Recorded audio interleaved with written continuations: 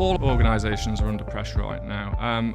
We're in a post-COVID-19 scenario as well. So number one, budget pressures are significant across all organisations. So you've got to think about how to do more with less money, and that's a real challenge for organisations.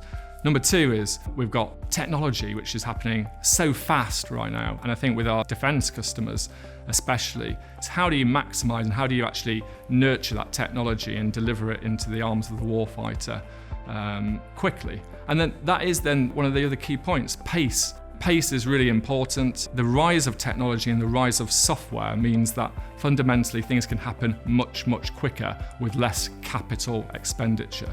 So really it's about bringing all of those things together in order to innovate with a real mission-led focus. Innovation is really important now, but it's very different to where we were sort of 10 to 15 years ago.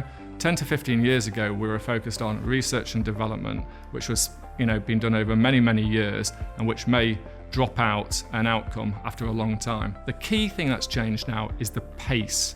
And the pace of change has given rise to the need to develop capability, technology and solutions much, much faster. So that's one of the key catalysts of change. Couple that with the fact that the mission is continuously changing. So whereas in the past we may have a more static mission, it was there for a period of time and then we could actually think about it, we could build some requirements, build a solution, and by the end of that cycle the solution would fit the requirements. Nowadays the mission is changing on a very, very frequent basis. It's back down to that pace point again.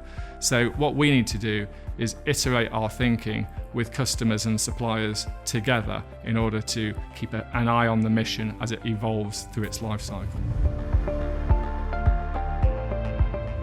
It's really important to have a consistent way of delivering mission-led innovation.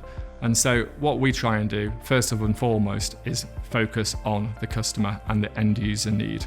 And that focus needs to actually sustain itself through the whole life cycle of the project.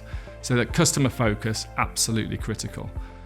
In addition to that, we want a diverse team, and that's not just about QinetiQ, it's about our partners and ecosystem as well. And we really want to bring that diversity into the team dynamic that is focused on the customer challenge. Absolutely critical for us to deliver a more integrated approach to innovation. And then on top of that, we then need to focus on delivering at pace. And delivering at pace for us means thinking about things like the minimum viable product and a more iterative approach to solution development. So it doesn't mean go away for 6 months and think about a solution that pops out at the other end in a sort of conveyor belt way. What it means is think about 4 to 6 week sprints where the solution is evolving and evolving and evolving collaboratively with our customers, focused on the mission and the end user outcomes. I'm personally really passionate about mission-led innovation because this is really getting to the thrust of what our customers are really wanting. It allows for much more of a focus on the end outcome, and it allows all of our people to come together in diverse communities and actually add their individual value to that solution.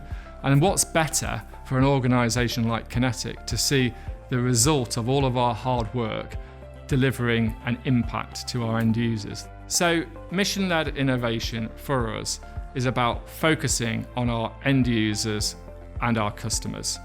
We've got to do this through a collaborative method, and we have to deliver this at pace. And bringing all that together is what we really call mission-led innovation. It's actually about delivering real things to real people that make a difference.